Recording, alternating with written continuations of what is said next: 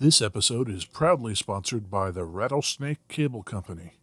Rattlesnake Cable offers a wide variety of premium U.S. milled cables for the stage and studio. With diverse customizations to fit your unique cable needs, they build dependability and style into your signal path. Rattlesnake Cable Company's products are constructed with all musical needs in mind. The team at Rattlesnake is giving you a chance to win 2 free cables.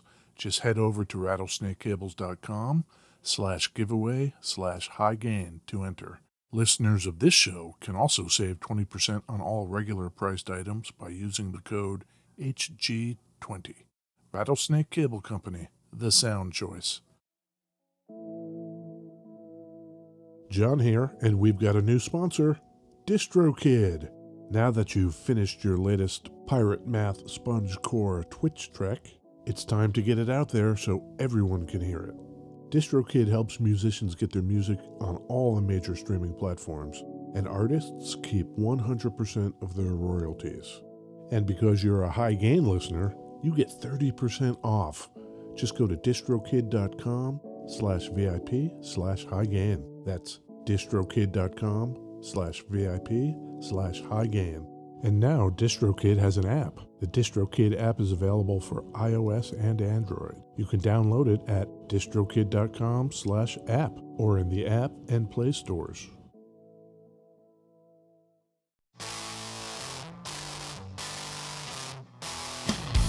Oh, hey, it's me, Ed Peterson. Hi, Ed. It's me, John Kiltica. It's the High Gain Podcast, John. Very high-gain podcast. Yeah, we never talk about the Richter scale in relation to pickups anymore. That's the thing that we did maybe 5 years ago. Yeah, we used to say, like, how hot the pickups were. now we just say hot or super hot or... Yeah. Yeah. We're in beautiful West Seattle. And it's nice out. Oh, my God. Are you kidding me? It's lovely. Beautiful. It's beautiful out. And this weekend... In the past times... Yeah, this weekend in the pastime is the West Seattle Street Festival. It's great. I had some stuff going on. I was supposed to head up on Friday night, but I had little commute things I had to do. It was whatever. Sometimes life gets in the way. Sure does. Our friend John Roderick was up there with the Long Winters playing. Our friend Mike Squires from Couch Riffs was playing with him. I really wanted to go. But, you know, sometimes you don't get what you want, John. In this life? That's right. Get wrecked. That's what life said to me. Wrecked. Yeah, what do you got there? It looks jazz mastery. Yeah, we're going to be talking about this Danocaster today. It's a boutique guitar. You said, oh, it's a Danocaster, and I totally thought like, oh, is that some Dan Electro thing? But no, it's a different Dan. It's a guy named Dan. Not Dan Electro. No, not Mr. Dan Electro. That would be sick if that was that dude's name, Andy Made Guitars. That would be pretty cool. This is a different Dan. Okay. And he makes guitars out of Nashville. There's guitar players in Nashville, I hear. A couple I've heard. Session-y cats. Yeah, the badasses. Yeah. A place like Hollywood, you go to any restaurant or cafe and chances are your server is an actor. Sure. Nashville, chances are your server can play the bejesus out of a guitar. More than likely, yeah. I really like the vintagey look of the body. When I first saw it, I really had no idea what it was, and I'm not wearing my glasses, so I couldn't actually read the headstock. It's really nice. This is not new? Is it new? This is 2017. Okay.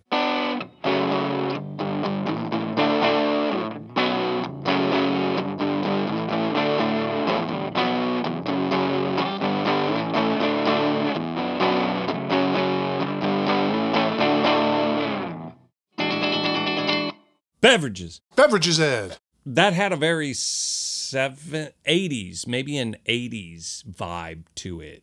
I could hear that as a radio-friendly rock song. Hey, thanks. Yeah, do it again.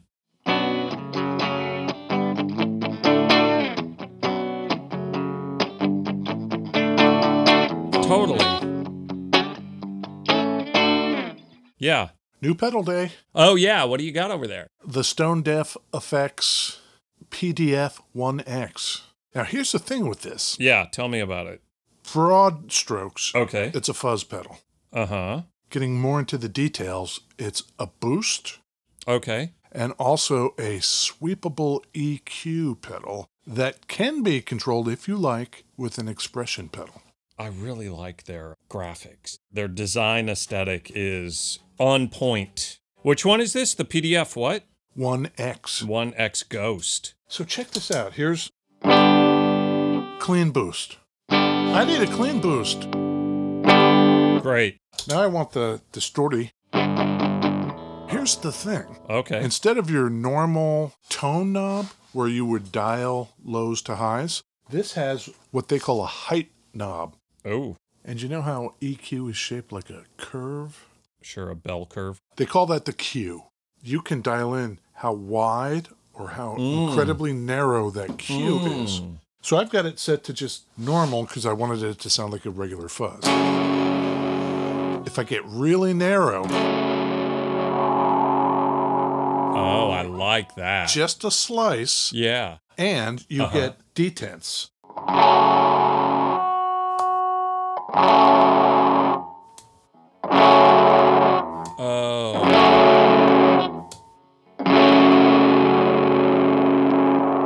There's a lot of subtle but distinct changes, and there's a couple of big jumps in those detents. And then if you want to do something, yeah, once you get it set to a place, there's a frequency knob.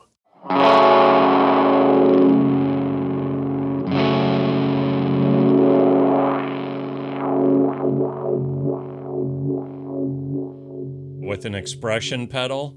Hell yeah. Yeah, so I have set how narrow I want the Q to be. Yeah. I have set the general neighborhood, and then I can adjust the frequency from there.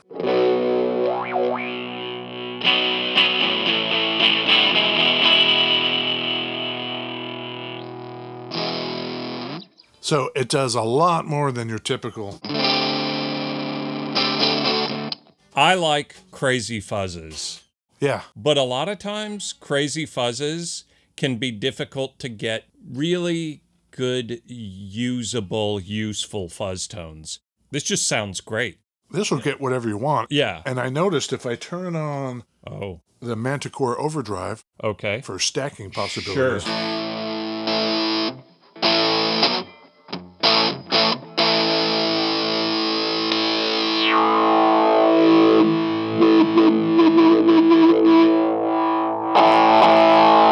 There's a lot to play around with. What do you think of that? I love it. We've never done one of these before, have we? We haven't. I like it a lot. Stone Deaf Effects, fx.com. Yes. On the internet. Right. You know, in the audio universe, the Q is a value, right? Yes. You know, there's a Q boost. I think in our fraught days and times, yes, you put that Q in front of anything and it might raise an eyebrow. You know, sometimes someone comes along and they just hijack a whole goddamn letter. Yeah. You're not allowed to use a whole goddamn letter no more. Fortunately for us, these guys over at Stone Deaf are safely out of the way of that danger. They're in the UK. They are in the UK. So they can use whatever fucking letter they want. I don't know if that's a true statement, but I understand where you're going with that. I get it. I don't think the US holds a monopoly on fucking kooks. Maybe not. Q. Hitting the Q. What do you got there in that mug? I'm drinking coffee. I went to the West Seattle Street Fair. Yes. And, you know, you're walking around, you're doing your thing. And there was a stand and the people were actively like, take one of these, with these Evolve plant-based protein shakes. Double chocolate, 140 calories, 20 grams of protein, 10 grams of fiber. Yeah, it's pretty good. What do you think? Yeah, room temp, because it's been sitting out. We've been talking about stuff. Guy like me might pour this over some ice, cool it down. I'm cool with it this way, but I do know what you're saying. I got one for both of us. You know what I wonder? Because I have this and I also have coffee. Mm-hmm. You think it would just hork my coffee? Oh, no, do it. If I put some in my cup? 100%. 100%. Yeah, that's for sure the move. Then you've got the protein and the caffeine hitting you at the same time. I've got the plant-based poor man's mocha. Yeah. It's pretty good. I kind of like to keep my chocolate and peanut butter separate. You know what I'm saying? It's a pretty solid move. It's good. Yeah. We're talking about Danocasters today, Ed.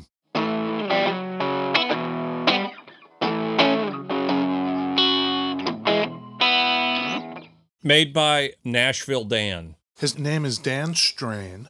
Strain? Yes. Okay. Once upon a time, he was in a band with his wife called Sparkle Drive. They were signed to Columbia.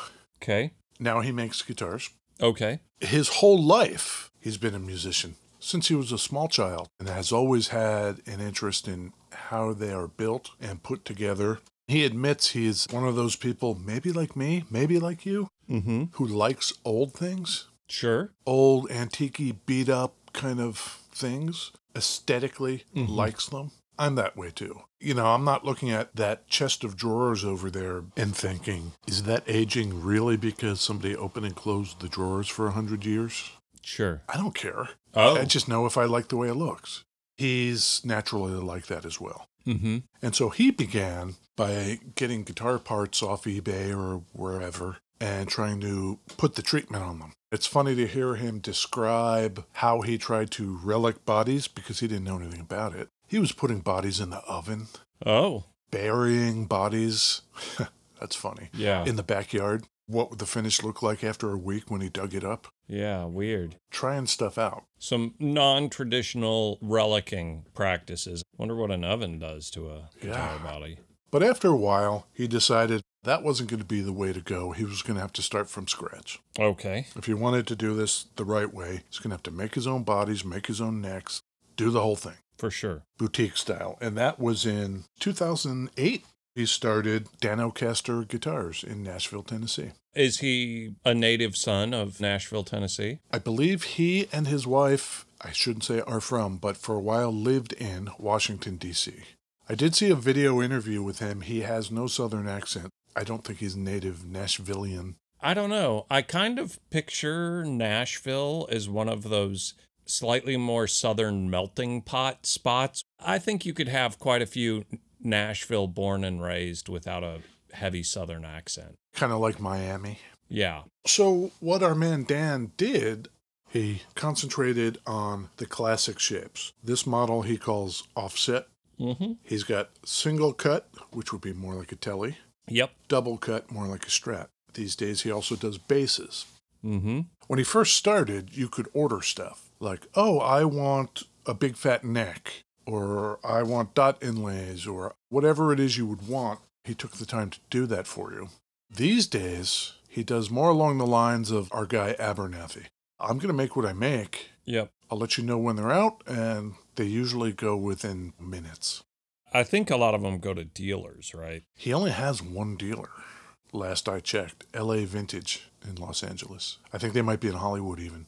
Amelia Island Fine Guitars in South Carolina? Florida. Florida. Oh. See, what are you doing? Burning bridges. No bridge lasts forever. I mean, he sells his guitars, as far as I can tell, in shitholes. Florida and New Jersey. Where in New Jersey? Watchtower Guitars. Where the hell is that? Florida? I just went to Florida, spent a week there, had a hell of a time, had a great time. I'm glad for you. And I have heard nothing but amazing things about Jersey from John Kilteca. And now our man Nick Corsinetti. I think you two are like, there's some sort of psyop on trying to get people to change their opinions of Jersey. Morristown? That's funny. It's about 10 minutes west of where I'm from. I find that no matter where in New Jersey it comes up, it feels like it's always no more than like half an hour from where you're from. Well, the more populated part of the state Yeah. is where I'm from. Right. And there's a lot more sort of industry and stuff going on in that circle that surrounds New York City. And it's a small state. It's not like you have to go very far to get anywhere. Anyway. Right. Can you imagine what those Rhode Island people are like? They're probably like, yeah, I know him. Oh, Bob. He's great. All right.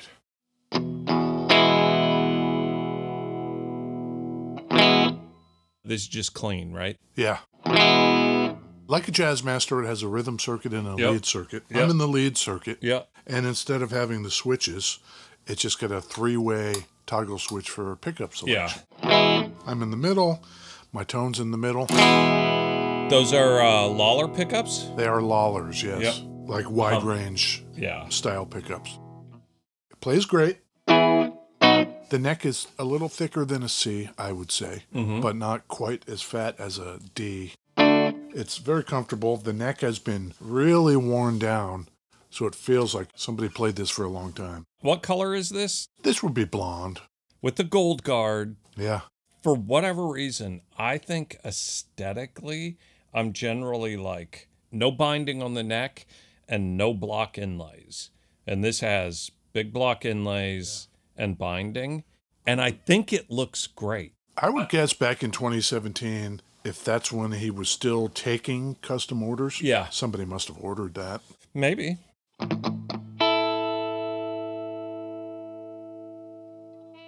It doesn't have the regular jazz mastery style pickups in it. Yeah, it's kind of nice that way. Yeah. Let's see if I go as bridge as I can get. Okay. In the lead position.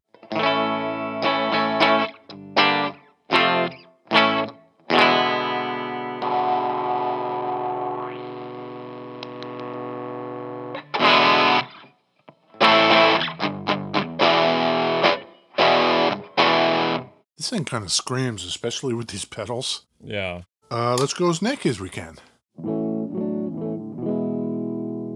Not bad. It sounds great. It begs the question. Yeah? Do I get bassier, I wonder, in the rhythm circuit? In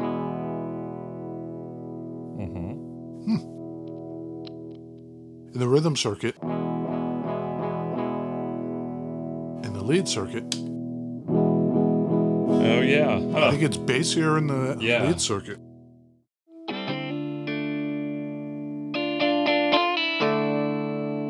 He himself has a pretty extensive collection of vintage instruments. Oh, okay. So he can actually use those to measure, reference, and look at the wear and get all kinds of specs. Sure. He has said that he takes great care in trying to make these instruments sound like they should sound. And at first I was like, well, who doesn't? But then I realized, well, maybe lots of people. Maybe people are like, maybe I want the body to be light, but past that, I'm going to make a body in the neck and put pickups on it, and it's going to look awesome. But I think he takes a lot of time to see what the various combinations do. Okay, this is a good piece of wood that he chose. He's not feeling it with that neck on it. I got to put a different neck on this one.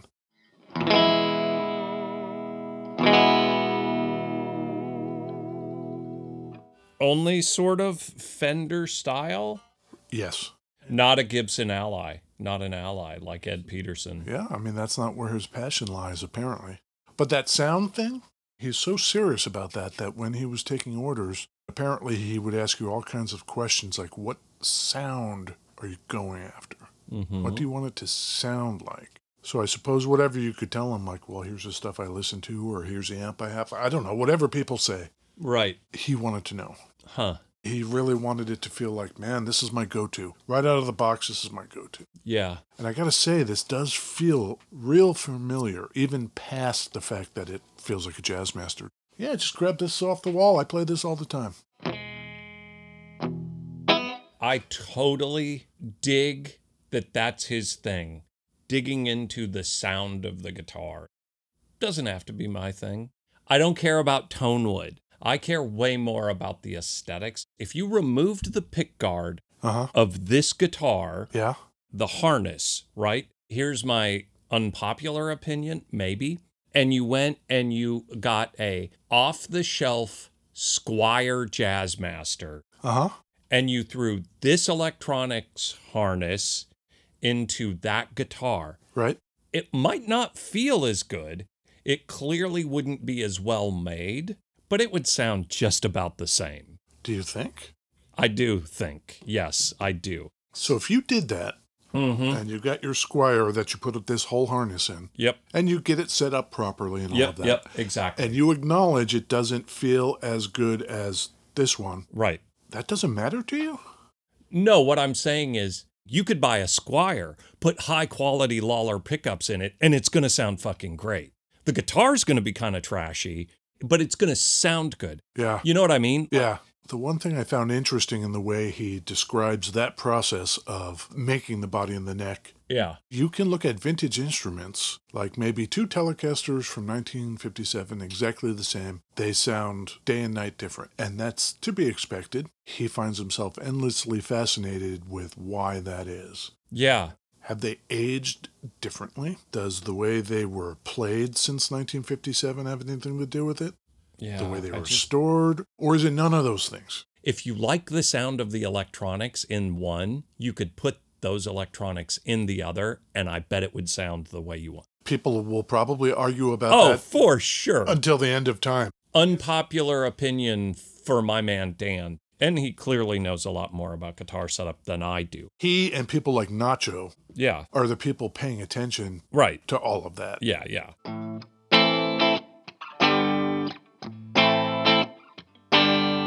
About 2019, just 5 years ago, our man Dan announced on Instagram, I think it was, that he was quitting. Oh. He and his wife wanted to get a place on the beach and just be done. Me too, Dan. Yeah. Tell me more. Is that the case? No. Okay. That was the end of my notes. I was like, oh, well, bummer, right? And then I found like some forum that was like, oh, hey, Danocasters are back. That's when I found out he's not really taking custom orders anymore. Right. He's back, but he's just going to do it maybe. Do it his way. Crank him out when he wants to. Yeah.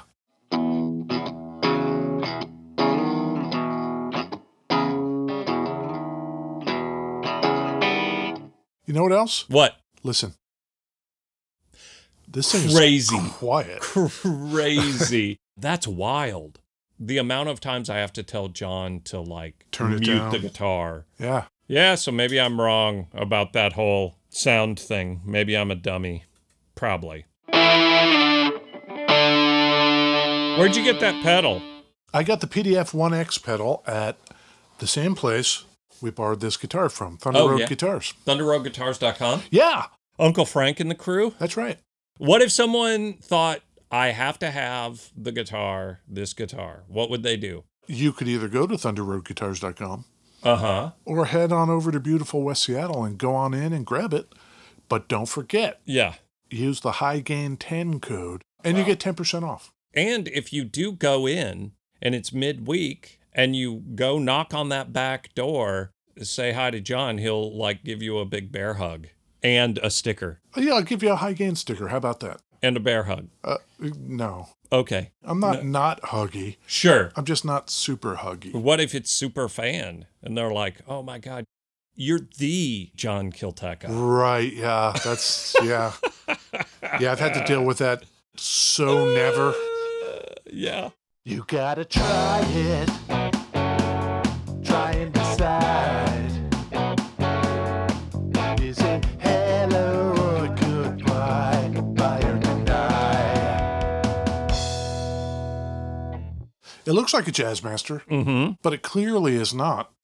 Different pickups, different wiring harness controls. Yeah. Whole 9 yards. Yeah. It's bespoke and boutique. Made by hand by our man Dan Strain in Nashville, Tennessee. Right. The Danocaster offset. Buy or deny? I'm going to caveat it. The Peterson caveats? The Peterson caveats are coming in hot. Ooh. I have owned 3-4 Jazzmasters. Yes. I thought I was a Jazzmaster guy, and I'm not. I think it's the scale length and the bridge and all of that I'm not into. Gotcha. I think I'm just a deny on any Jazzmaster in general. If I were going to buy a Jazzmaster, would this be in the running? I think this thing's rad. I really dig the colorway of that blonde aged with the gold guard. It's awesome. It's really nice. So who am I going to aim this at? I don't think we're talking beginners this week. So maybe you're in the market for a boutique instrument. Maybe you play guitar for Taylor Swift and you are on the highest revenue tour ever in the world. Maybe you're that guy. Maybe you're just a person who appreciates a handmade guitar. Sure. I'm going to say this is a buy. Yeah. So I'm going to take lots of pictures of the things that our man Dan Strain has done to make this as unique as it is. Okay. And I will put them on our Instagram. That's great. We have a Discord. People should hop on over to the Discord. Yeah, look for the High Gain on Discord. Sure. And come dig it. We're still hanging with the fellows over there at the Ruinous Media Network of music-related podcasts. They sent us a big email the other day. It was businessy. Those guys are all business. Yeah. Are you kidding me? Stuff I gotta do. Yeah, TPS reports. Yeah. What exactly would you say you do here, Ed? We're gonna need you to move down to the basement. But I'm already in the basement. Exactly. Right. Yeah. All right. All right, you want to come back next week and do it again? Let's do it. All right. Cool. Bye. Bye now.